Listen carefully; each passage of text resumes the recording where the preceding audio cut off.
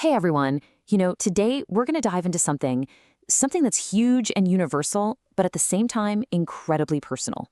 We're talking about the feeling of home and what it really means to belong. So, let me ask you this and really think about it for a second. What does home feel like to you? I mean, is it a place, a smell, maybe a person, or is it something, I don't know, deeper than that? Yeah, and when that feeling isn't there, well, we all know what that's called, right? Homesickness. It's that ache, that heavy feeling in your chest when you're just far away from everything that feels familiar.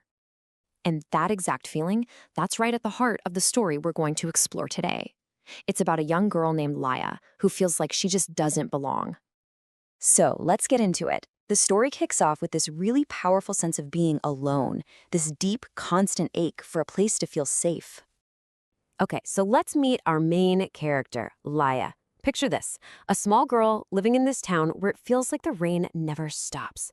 Her clothes are patched up, and the only thing she really owns is this old bag with her paintbrushes and paints. She's completely, utterly on her own. But here's where things get interesting. Laya has a secret, a kind of magic. And what's so wild is that this magic is completely tied to how she's feeling. Whenever her heart just aches with loneliness or she's longing for something, anything, the things she paints, they come alive.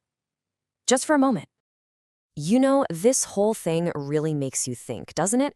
When we find ourselves in a tough spot or a new place, how do we cope? What do we do to make ourselves feel better? Let's talk about the comforts we build for ourselves. We all look for those comforts of home, right? And it's not always about physical stuff like a comfy couch. It can be a feeling, a routine, the smell of a certain food, an inside joke with your family, anything really that just makes you feel safe. And that's exactly what Laya does. She creates her own comfort. She can't afford a real canvas, so she paints on anything she can get her hands on, scraps of wood, broken tiles. Her art becomes her sanctuary. It's her one little pocket of beauty in a world that's pretty bleak. And there's actually a word for this whole struggle, this period of trying to find your way. It's called adjustment. It's that tough but super important process of getting used to a new situation. And that's what Leia's doing with her painting. She's creating her own stability, trying to make this strange world feel a little bit more like home. Okay, so things are about to shift.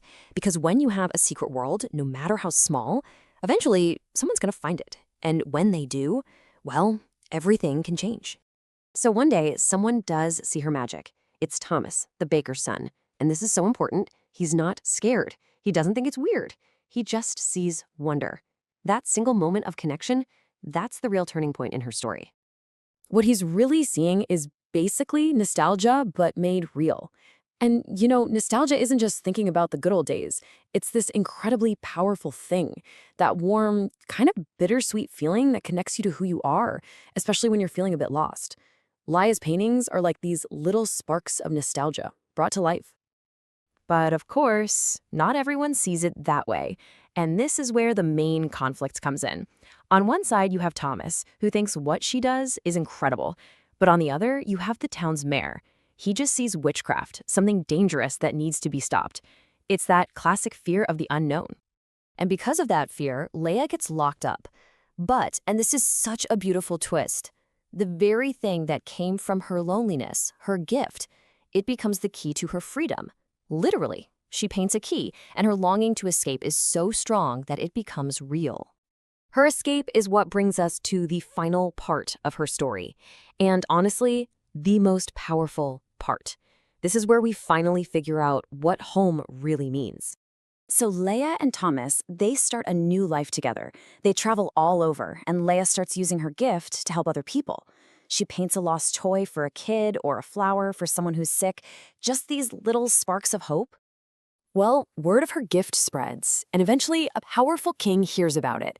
He demands that she paints him a future where he's always in power. But the magic doesn't work.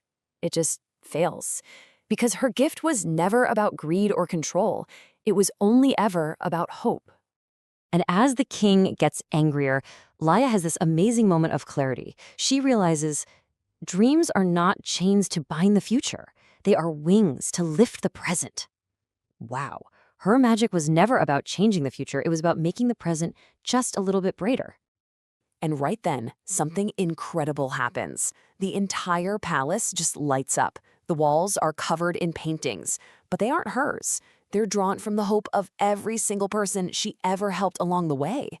It's not just her magic anymore. It's this huge, shared wave of hope, and it's absolutely overwhelming. And that's when you see the real truth of the story. Her magic, her power, it was never in the paint or the brushes. It was inside her all along. It was her heart. So this all brings us right back to that first question. What Laya's journey shows us is that maybe home isn't a place you can point to on a map. Maybe true belonging is something you build yourself, from the connections you make with people and the purpose you carry with you. So I'll leave you with one last thing to think about. No matter where you are in the world, what's that one comfort of home that you always carry inside of you?